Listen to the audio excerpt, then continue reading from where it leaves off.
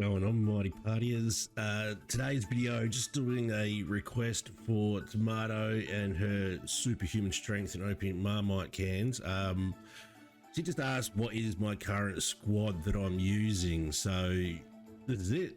This is what we're doing. We'll look at each character individually and then I'll go over the reasons why I have them in there.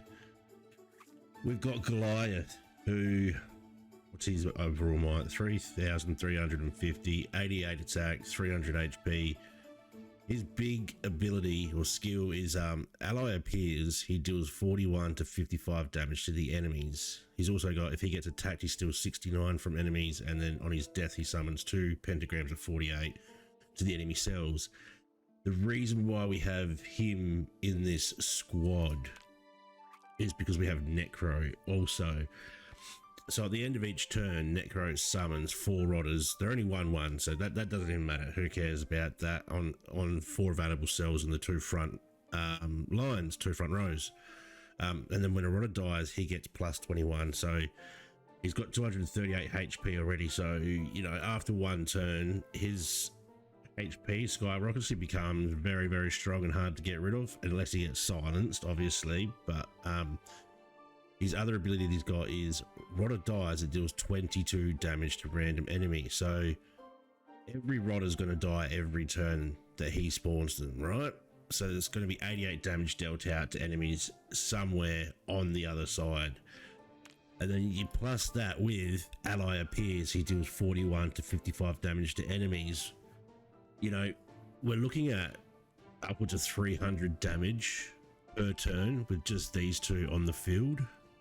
So that's why I'm running these 2. Until I find something better, they're going to be in my squad for a long time because they're just so strong. The other thing that can go well with Goliath is Mother Owl, because obviously every turn Mother Owl has, you see, start of turn, summon an owl. So boom, again, that damage that Goliath does is going to be put onto the enemy team. So, you know, you got Goliath, Necro, and Mother Owl on there. You're going to be now just looking at towards 350 damage per turn. Plus, every time an ally appears, it gives plus 12. So if we have Goliath, we've got Mother Owl, and we've got Necro, every turn we're also going to be giving 60 plus 60 damage to our own heroes. So, and then end of turn minus 37 to enemies, which is, you know, a good thing to have as well. So those 3 alone built together are very strong. The only thing is like male and male there, so that, you know, when Dawn being so prominent in teams, can get silenced pretty easily. So that's the only negative that we've got. Probably overall in the team is probably the only negative we've got is the fact that we have the 3 male heroes, and because Dawn, like I said, is in so many squads at the moment, we can get silenced at critical moments, which, you know, basically put us off the rails and we lose the match.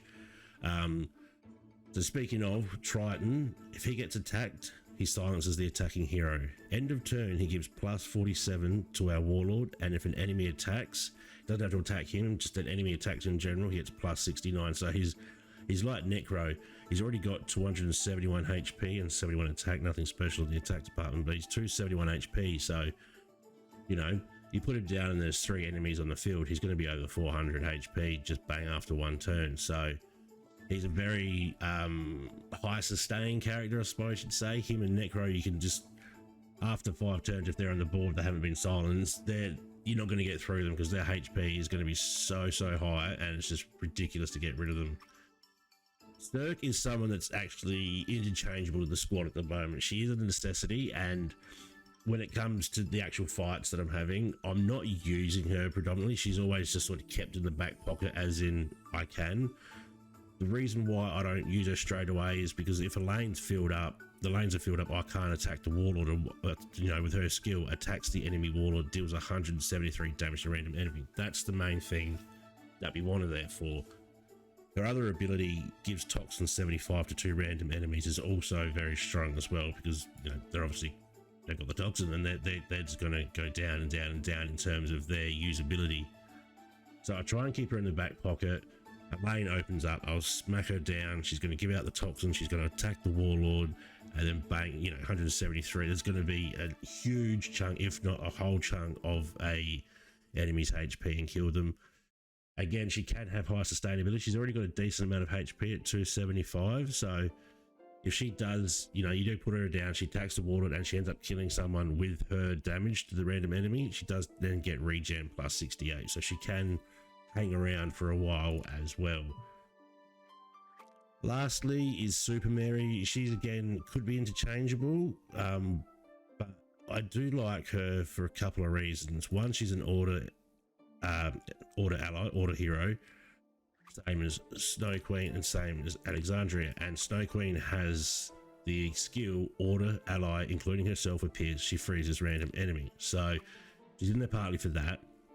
She also gets plus 27 for each order hero, and she has a mental shield that it does disappear, but it's very hard for the enemy to disappear unless like they've poisoned you or something like that, or they have a splash damage, which I don't know, a lot of them do because of the Rocker Boy combinations going around at the moment. But she also has Pierce of 50, which is pretty good. She's got the high attack at 156, and then so if we've got Alexandria down with her Life Palace, we've got Snow Queen down, that's 3 order heroes, so she's got to jump up and you know be, what is it, we've got 27 times 3, so there's 60, so that's 81 damage on top of her 156. So, and also takes into account order heroes on the other side, so she can end up, you know, spawning straight away with 300 damage plus. HP is, you know, very, very small, but that's because the mental shield's there. So she's like Cirque. I keep her for certain situations, always keep her in my back pocket if she's up. I don't just put her down as like, you know, the front lines like Triton and Goliath. I don't put her down as a front line. I'll save her for the specific moment. There might be like a Grace sitting at the back with 40 HP, but they've got whoever has the tank in front, or the front line sitting there, but I know that I can attack the front line. It's got to do the 50 pierce and take out the ranged hero behind no matter what. So she's again a situational, could be interchanged with some other heroes, but I like her for that specific situation, same as I like Cirque for her specific situation where I can put her into a free lane. So now we've got Snow Queen. We went over her ability before. Order ally including herself appears, she freezes a random enemy. End of turn, she sets the frozen enemy health to not 0, sorry, to 1, which again is huge. So it could be a ranged hero, it could be a frontline hero, we don't know obviously because it is random, but we have that ability with Pierce. If it is a ranged hero and someone goes down to, sort of saying 0 again, hero 0 goes down to 1, we can chuck Super Mary in to take them out. Or if it is a frontline hero, we're going to have people that are taking it anyway, dropping them down to 1 health, and if it lands on the exact right enemy, it's a huge ability to have. And then start of turn gives plus 38 to the ally warlord for each enemy, so another huge ability combined with Triton healing the warlord for 47, where, you know, 100 plus every turn HP added to the warlord. So that's why I've had some matches that I've posted on here where I've had 5,000 plus HP for my warlord. And it was a while ago that I posted it. I can't remember which video it is. I'll try and find it and leave a link in the description. But we went up, I think we were up to turn like 113 because they were healing as well, but nowhere near as much as me. I was about 2,000 HP in the front, and we were just sort of always countering each other but never doing the damage, because then we'd always have the hero to put back in to heal our warlord, and it just went on for ages and ages. But yeah, Snow Queen's good, especially combined with the team that we've got. As you can see, like, we've got the combo of Necro, Mother Owl, Goliath, then we got the combo of Triton and Snow Queen, and then we got Snow Queen, Super Mary, and now Alexandria. All the order heroes, obviously, like it gets set. Circuit is a bit of an odd one out, but she's just there for the surprise attack. So that's why I like having her. I could change her, but I'm not going to at the moment because it's working all right as it is. I'm probably winning 70% of the games at the moment, I think. So Alexandria, she's just good. The summons the little Life Palace 0 255 in front of herself, so it's good because she's a silence hero and that palace is in front of her. It gives her that protection and that ability to stay in the fight for longer. So if there is no front line, I can still put her down and she's protected, and then I can put a front line down afterwards and have her protected again. And end of turn, she removes negative effects from allies except the silence, which is obvious, and then her attacks silence the attacked enemy. So that's the silence that she has is the main thing that I use her for.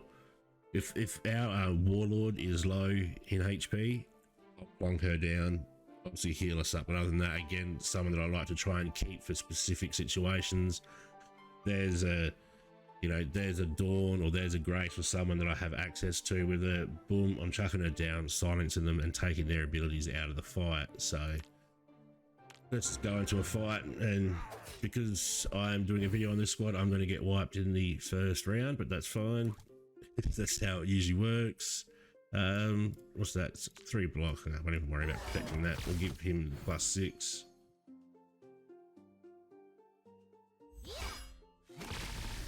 Now what we're going to try and do here, see how there's a free lane and they've got a couple there. No, actually what I'm going to do is put Necro down.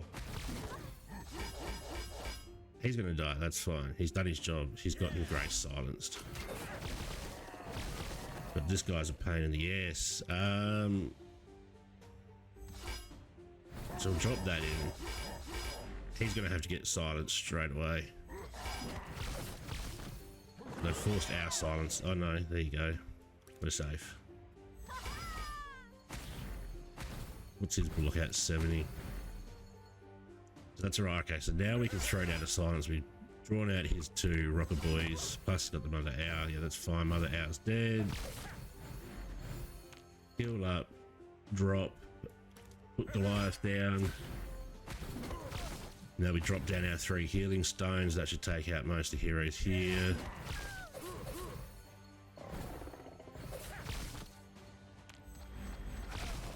We don't have a Necro, but we want to take them 2 out. So what we'll actually do is plonk her down so we can get some healing on top of our warlord, on top of the stones that we've already got there.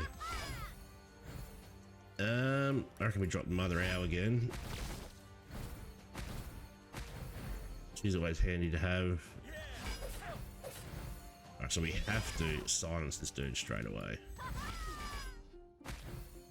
No ifs, ands or buts about it. And I don't have him. Okay, so he's going to drop someone that has splash damage here. So predictable. Wow. Ba-bum, ba-bum, ba-bum. So you can see sort of how I'm trying to like counter and how I'm trying to work the squad, I think, through that. And so yeah, that's how my squad works. That's what we do with it. That's the reasons why I do it. I think we've gone in depth enough, explained the reasons behind it. Hopefully you understand what I'm saying. In my head it makes sense. I don't know if it does to you, but yeah, we'll drop the video there. As always, like, subscribe, comment, all that beautiful stuff, and I'll catch you in the next video. Till then, peace out.